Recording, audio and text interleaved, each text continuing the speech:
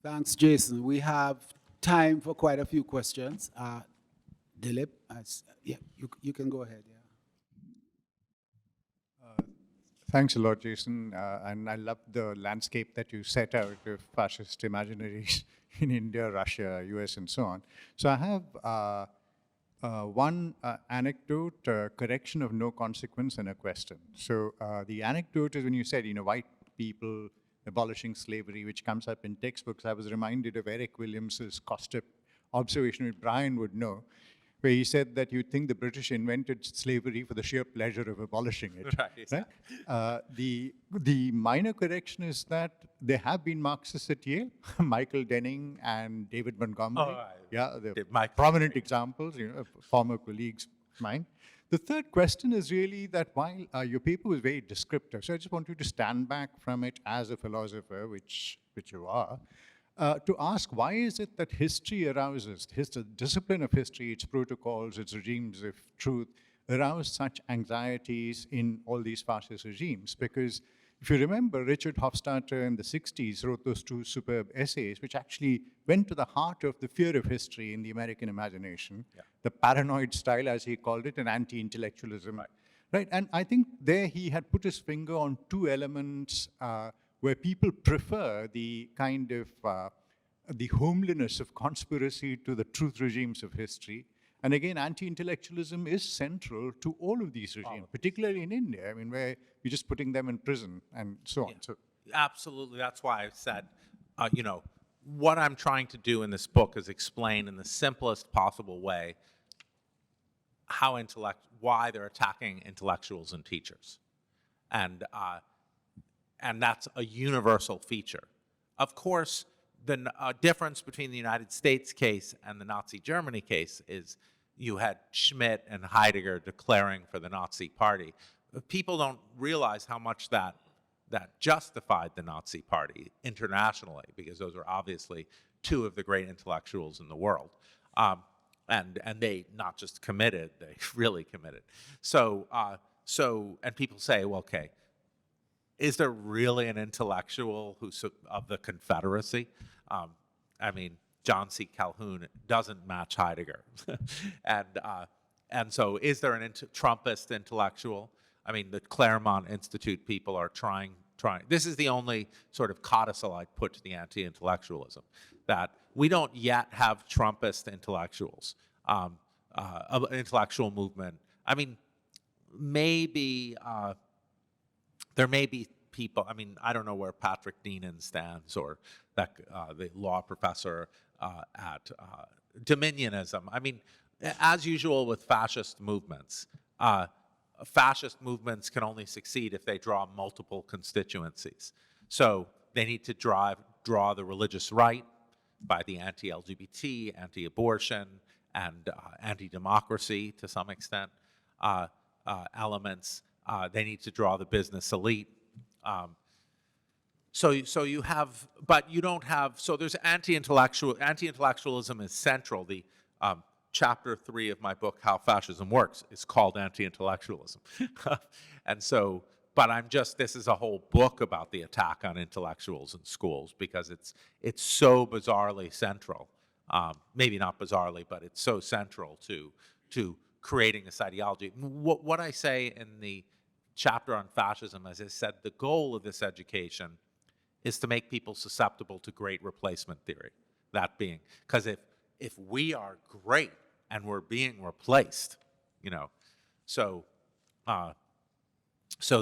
but yeah, absolutely, anti-intellectualism is utterly central to the project, and hence a book on schools and universities. Okay, I see Adi, Rebecca, and Ainsley in that order. Adi? Okay, thank you. I really enjoyed your talk. You are absolutely right in everything that you are saying. So I just want to add one small point, that sometimes, at least in Hungary, I'm absolutely anti-Orban. We are all ashamed of him. So this is my own position. But there is another point, is that sometimes in Hungary, people have the impression that all these anti-LGBT things, the conservatism, the fascism, is just a cover story.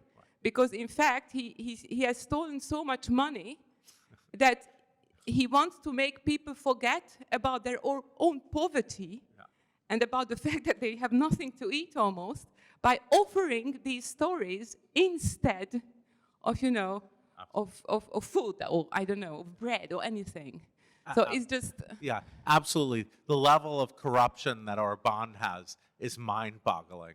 The Central European University, what I think one of the main reasons is they built this like $380 million, $400 million building in the center of Budapest. And I think that Orbán's friends covet that real estate. That's the sort of internal CEU story. I don't know if they'll get it, but all the restaurant, everything gets sold to Orbán's cronies.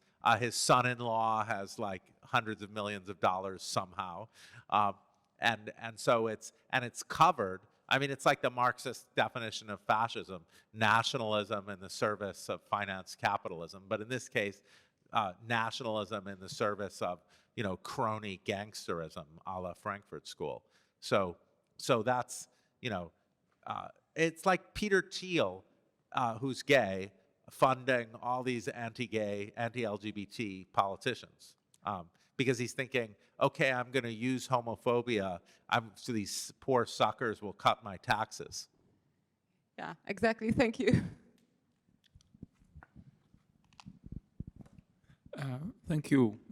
You said before, just right now, you mentioned the replacement theory, which is a historical theory. Yeah. At least a theory about history. There's no history there, right? There's no real history there. It's no what? You have There's to no speak real history there in this historical claim. Right. It's entirely So this is just a narrative. a kind of an example of practice of erasing history by. You replace it with fictional narratives. Yeah. But what I want to ask is about the erasure as a practice of historians, not necessarily in fascist context. And I would like to invite you to make the distinction. Since my days as a student, I am accustomed to read historians who tells who provide this critical history of their predecessors and show how they cover something. And it's all over the place. You know, I started my studies in philosophy, so there was this man, this man, this man, and then you start to understand that this is a history, and the history of philosophy is the history of great men. This is a cover-up for something else. There's a lot more going on there in order to produce these men, etc. And in any field of history of science is full with this. Right. Exactly. It's all erasing history. All disciplinarity is erasing history. But it is a practice of modern history, at least. I mean, before modern history was something different completely, which was, of course, involved in different erasure, but it didn't have the claim to represent the world how in the way it was. Now, modern history has this claim, and constantly erasing while describing. And my question is, what is the specific fascist element here? Yeah, great. No, that's the main question. So I didn't read, so let me say, because everything, erasing history is, history is not a list of facts. I forgot at the beginning to define what I mean by history. A history, a history is a perspective. I take a history to be a perspective on the past. And so, whereas a perspective contains both narratives, narratives and records. Like, you know, even if my mother wasn't allowed to tell me about her experiences in Europe, quite obvious she had some rough experiences in Europe, and nobody's going to erase that. So that kind of, there's it's not possible to erase history because perspectives are combinations of narratives and experiences that live in generation after generation. So, as my therapist tells me. So the book is it's called How Fascists Control, so the way in which they do it. So I skipped the particularities. There are particularities about fascist erasures. Colonialism and fascism and problematic and supremacist nationalism share the feature that they represent history as one perspective. So you don't have diverse perspectives on the same experience. You have, my father wrote his dissertation in Kenya, told me, in his field notes, that it was remarkable how these students of Alliance High School could recite every British royal family dating back hundreds of years, but didn't know anything about the land that they were living in. So this erasure of other perspectives is, and leaving one perspective. And then the question of fascist education is, how do you represent that one perspective?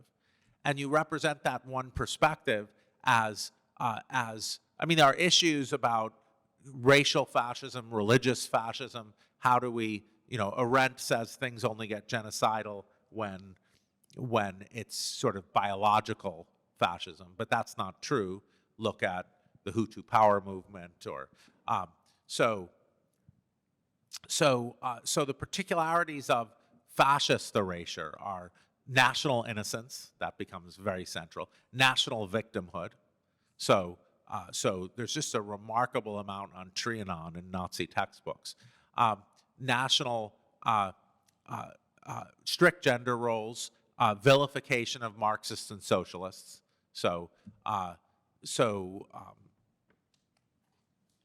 And just I'm forgetting the page. Oh, page 64. Right. So it's absolutely right. Everything, you can't have education without, right, national greatness, national innocence, national purity. So in this very clear, BJP, Hindu nationalism, Hindutva is a very clear example of that. Strict gender roles, glorification of military achievement, and vilification of socialism, Marxism, and the left. So those are particular characteristics of that particular erasure. The one perspective is lifted as a great innocent perspective, and then threats, and then great replacement, and it smooths the path for great replacement theory, because you're like, we were great, and look at the danger of being replaced.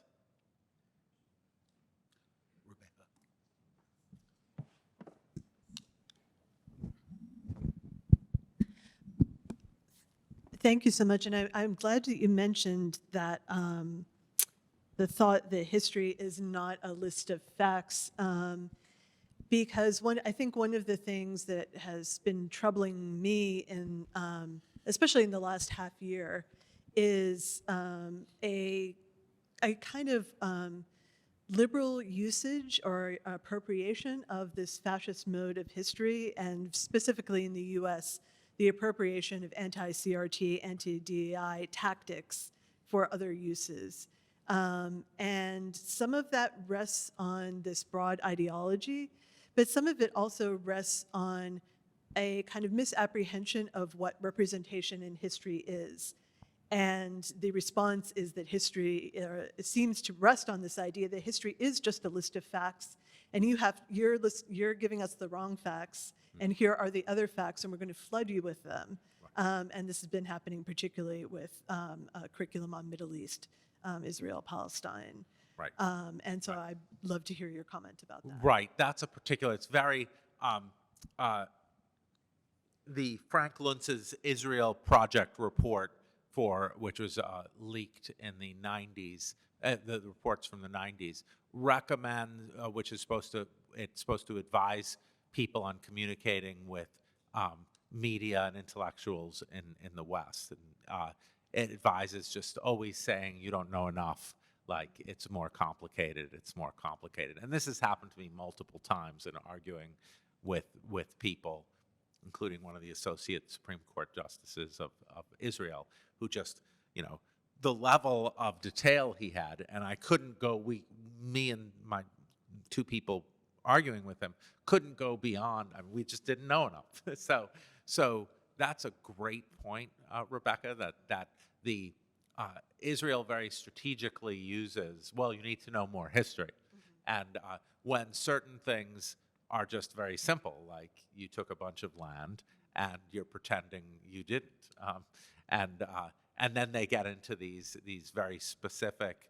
So yeah, it's a strategy that's being used to support colonialist state tipping into fascism. That you always need to know more details. And there, I would say, I really should have started with this point. I just forgot. It's on this history perspective. It's telling me, but that history is a perspective on the past, and we have to teach multiple perspectives. In a democracy, we have to teach multiple perspectives. Democratic contestation comes with which perspectives get included, and that's totally legitimate. Like, we don't really, in the United States, I would say that it would be odd to teach Jewish American perspectives because we're great, but we haven't had a lot of effect here. We've had some effect, but not. I don't know. That's just an example I pulled out of my thin air, maybe. But you don't really get that history in history books, and that seems to me democratically okay.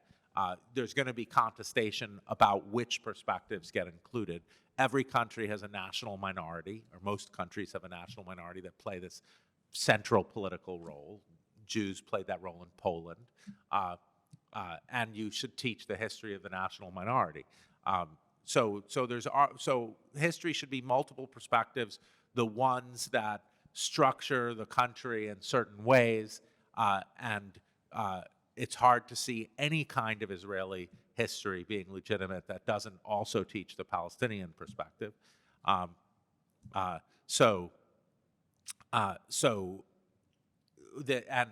flooding the zone with details is a way to obliterate the fact that actually there are certain special perspectives that need and that are linked to understanding the development of the country. I don't think it, not to denigrate my own people, but I don't think the history of the United States requires you to understand the Jewish American experience. Elements might, but it does require you to understand other perspectives. And of course, the history of Poland requires you to understand Jewish perspectives, because that was a national minority. So yeah, don't flood the zone with facts. Okay, so we have Ainsley and Status, and there's a question in the back after. So Ainsley first. Hello, thank you so much for your talk. I was really struck by your characterization of what politics entails, being able to speak to the largest number of people, and your choice to categorize critical race theory as a history, because, and also your really general characterization of history as a perspective on the past and narratives about the past. But of course, there's different ways to make meaning, right, out of common experiences. And so why not talk about, the importance of philosophical analysis, the importance of theoretical thinking, of meaning-making practices. Critical race theory, right, importantly, before it gets generalized, is a particular kind of critical theory intervention in the law that wants to center race, right? And what it means to think about significance and meaning making. And is there a way in which sort of characterizing this as just a competition of different perspectives, right, or standpoints, minimizes what's at stake in terms of making meaning out of the world that we live in and establishing, you know, a sense of reality, a sense of capaciousness about what we are doing in the world, and what it means to take responsibility about that, and you know, about how obscuring that is, you know, a project of domination. Yeah, so let me start with the last point first. I neglected to talk about that, but it's a central, responsibility is a central theme in my book for the reasons that you stated. You don't have freedom without responsibility. So the link between erasures and authoritarianism goes that way. Like, you know, when you rob people of knowledge of, say, a nation's past, you're robbing them of freedom by robbing them of a responsibility. They can only have responsibility. I mean, they can only see themselves as having responsibility if they have that knowledge. And so that's absolutely right. So to think about, I think there's a big philosophical question, which I'm not going to be able to answer in this short term. Well, I don't have the answer, which is there might be such a thing as national responsibility. And national responsibility requires understanding certain perspectives on history. And when those perspectives get erased, it's an authoritarian move. So authoritarianism seems to always come with these erasures. And I think that goes because you're attacking people's freedom through attacking people's understanding of their own responsibilities. Neither historians nor critical race theorists would be happy with my description of critical race theory as history. So that's going to be. I do think that even in the legal domain, what you have is, and calling critical race theory history obscures the fact that, as Crenshaw urges, it's a practice. And so, you know, you do critical race theory in a way that maybe you don't do history. But maybe that's wrong. Maybe that's not it, right? Yeah. I'm just trying to think of disanalogies that I think in the legal case, you are studying the structure of the legal system. You're analyzing it, laying it out, and then you're talking about how it results in certain exclusions that promote and maintain racial hierarchies. I see that as a legal historical project. But, you know, if there are elements of, I know that both historian friends of mine don't like to be called theorists, and some theorist friends of mine don't like to be called historians. But I might be using history in a capacious enough way, in a capacious enough way to blur those boundaries. Yeah, your point about intellectual history is and I didn't talk about my classical education chapter, but that's my intellectual history chapter. So I'm trying to give people in this book the resources to respond to these attacks. So in that chapter, I talk about the history, like, what does the Enlightenment and its history mean? So people attack the idea that, oh, these newfangled ideology says that reason is white and male, and that's completely novel, and they attack universal reason and universal objectivity. So in that chapter, I go back and point out that the entire history of the Enlightenment is met with the counter-Enlightenment of people who are making those exact same moves. Herder denies the idea of Herder thinks that you can't make comparisons between cultures. He denies that there's any notion of human progress across cultures. He denies that there's universal human reason because he thinks language is key to reason, and different languages mean different reasons. A language is a form of life. He's anti-colonialist because he thinks you cannot, two cultures are incompatible, and so one culture can't dominate another.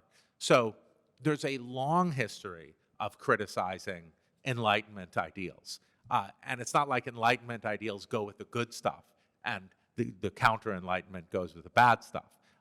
Herder writes, according to Justin Smith, Herder wrote in his book on the history of race, Herder wrote an article. There's an article that he thinks and many think is attributable to Herder. It was thought there was a lot in the late 18th century. There was a big discussion of what's the deviation that leads to blackness, and the article is no, whiteness is the deviation. And so, you know, the counter-Enlightenment, to say that these criticisms of ideals are new is absurd historically. It's ignorant and of intellectual history. And Charles Mills used to always say to me, and this is why I resist when philosophers are like, Mills is like replacing the canon with some.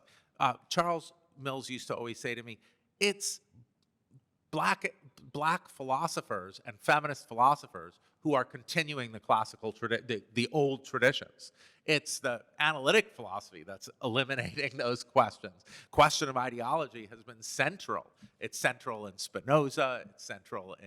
It's so obviously central in Plato. So I think you're absolutely right. You noticed that I hadn't talked about the intellectual history chapter, and it's utterly central. It's utterly central to see. I mean, people are like, it's crazy to call reason white.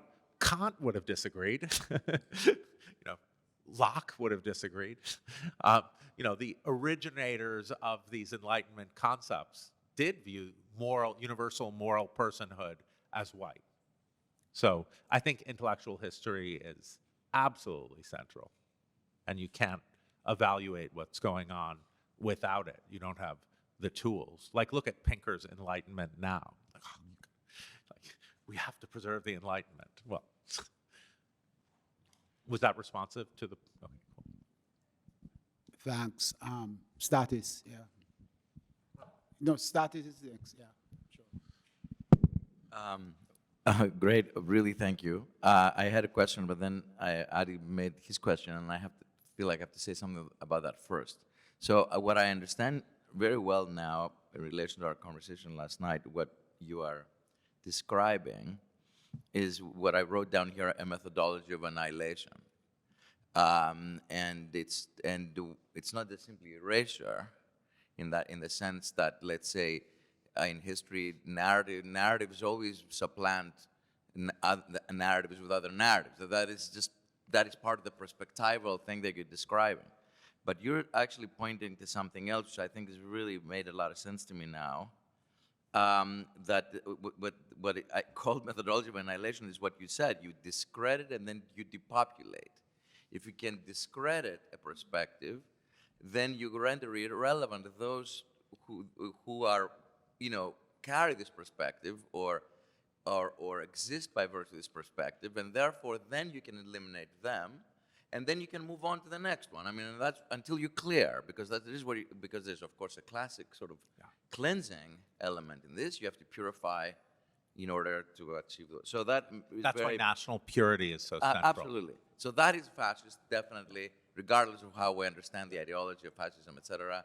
That is a kind of methodological element. So that's, very clear. Yeah. Now, the issue on intellectuals, though, that was what I was interested in. I mean, there is no doubt that anti-intellectualism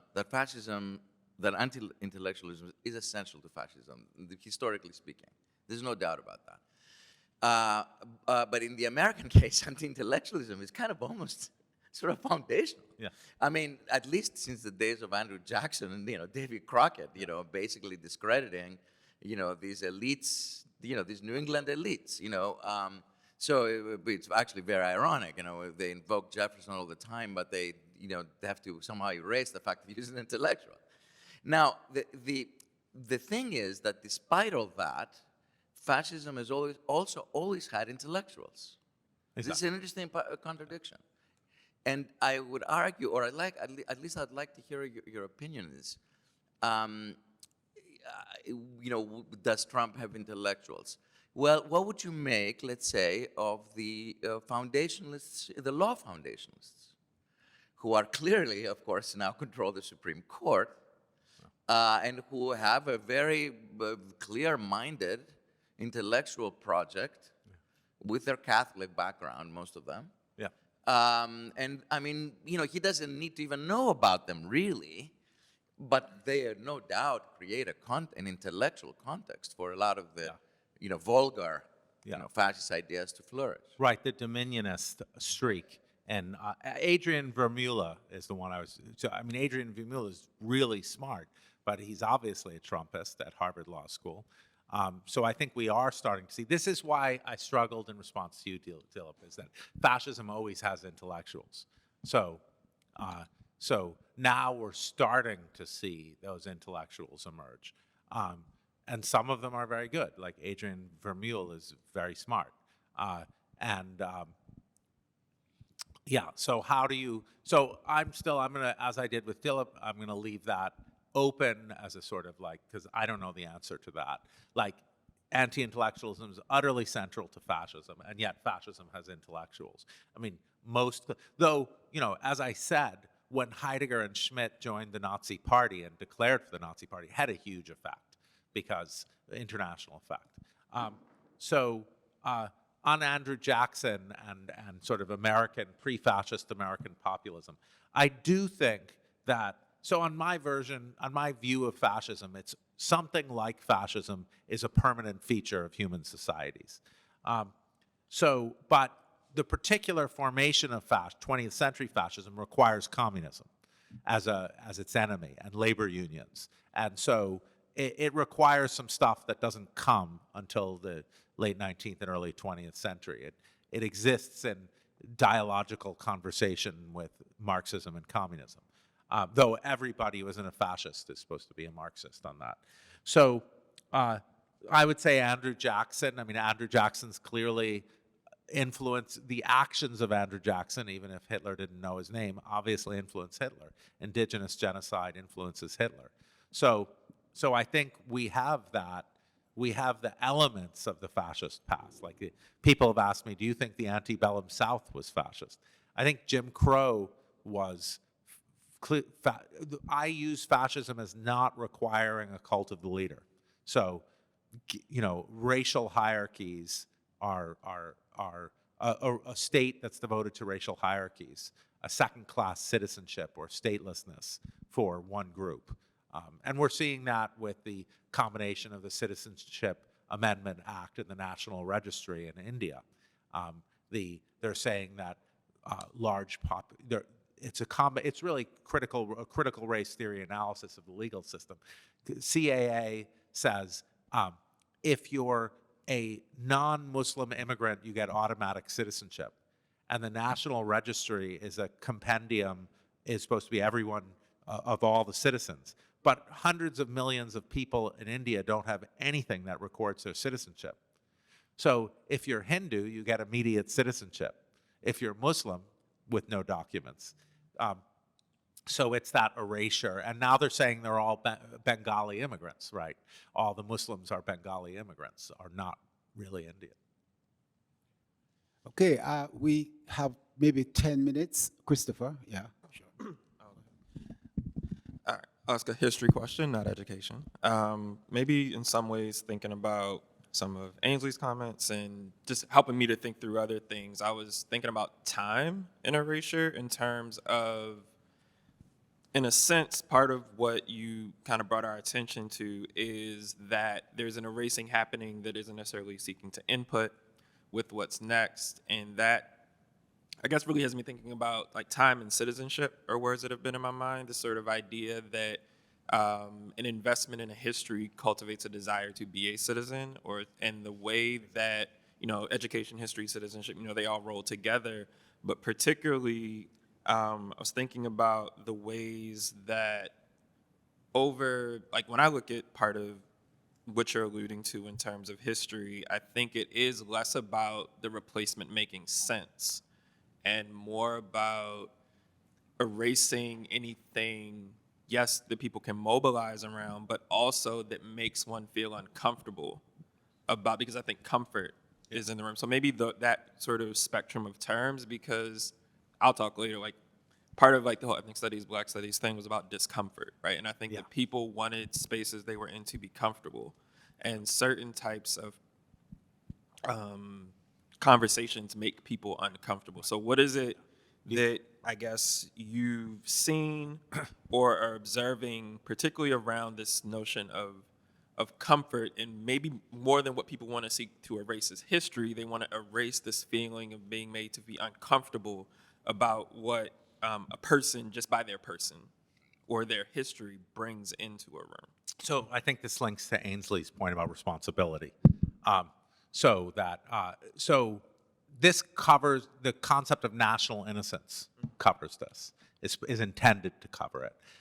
Discomfort, as it sounds like you're going to tell us, is central to what's going on in the United States and elsewhere. But here, the discomfort that white families, many white parents feel about their kids being exposed to the history of race in this country, the history of racial oppression and supremacy in this country, drives things. If you look at the trend, I was at a political event with this woman, Elizabeth, I'm blanking on her last name, she was really good.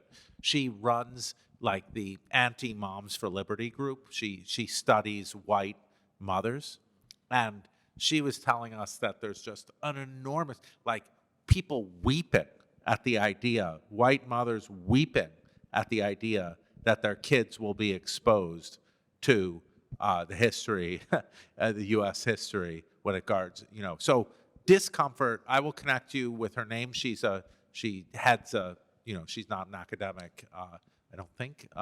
She's, I think, head of an activist organization that tries to intervene to combat what's going on. But discomfort is utterly central. And national innocence is the mechanism used to deal with discomfort. Yes, I think we've come. Oh, Vazira, please. No, you have time. You have time. I was just going to say that thinking about methods of annihilation was really, really helpful, because what I was thinking about your conception of history is that it's inseparable from violence. And so if you think about ways of thinking about the past and ways of thinking about history that had to be destroyed for the disciplinary history as we practice it in history departments can't come into existence out of colonialism. And so, of course, the history of the discipline is deeply intertwined with colonialism. It had to do with first destroying other ways of thinking, telling, and writing about the past, which includes, of course, not surprisingly, when colonialism formally ends, there's a massive destruction of archives, of its own violence that accompanies this process. And so in thinking about this moment now where history is being brought to, maybe there's a different conception of history here from disciplinary history as it came to emerge out of colonialism, that it might be now yet again something, a different kind of sensibility that is being brought to bear in each instance to think about the relationship, or as you think about, I mean, there's this is what constitutes history, or what's legible as history itself is perhaps in this instance important to give an account of the kinds of violence it is being put to in this moment. Yeah, great. I mean, one reason I love Du Bois is how, there are many reasons, but is how conservative he can be. Like the propaganda, like Du Bois loves the discipline of history, and his anger in the last chapter of Black Reconstruction is that people are ruining the discipline of history by making it into propaganda. I mean, the real rage at that. So I think it's important to, in political resistance, sometimes to be conservative in that way, to claim these institutions of history, like Du Bois is doing this. He's saying, you are destroying the possibility of this. All these fancy universities are teaching propaganda and not history. So I think that plays a role in liberatory projects. I mean, the history of the Nakba, the history of Palestinians. I mean, I couldn't, you know, it's there in a concrete way. So I wouldn't want to give up on the liberatory aspect. And I hate to do it, I hate to be ideal theoretic about the discipline of history, but that's what I'm about to do, so I'm probably going to hate myself afterwards. But absolutely right, like if you prize written histories, you're going to obliterate lots of cultures. It's just a complete accident that some cultures built wooden houses, and so we don't have access to their cities. Now we're getting the technology to recognize that there are all these large cities built of wood that were huge. And so, you know, the ideal theoretic response to you would be to say, well, it's a misuse of it. Like, as history gets better, we expand, we can somehow take oral histories, we expand the science, so we now recognize that, as Ned Blackhawk describes in his remarkable book last year, when he's describing indigenous history, it's like the Habsburg Empire. Like, there's so many different, there's empires, there's settler colonialist indigenous groups, you know, and with large cities, and so the hope for the ideal theoretic project of history is that as it goes on and as technology develops, as our sensitivity to the multifarious nations, methods in which culture is produced, proceed, it will become,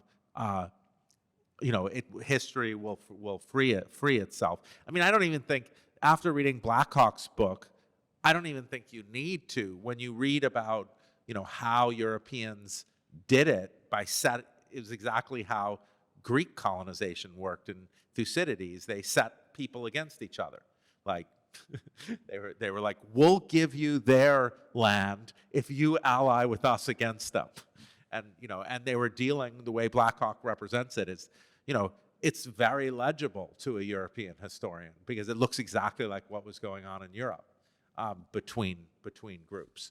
So I don't know, you raise, you know, there's always this question of elimination versus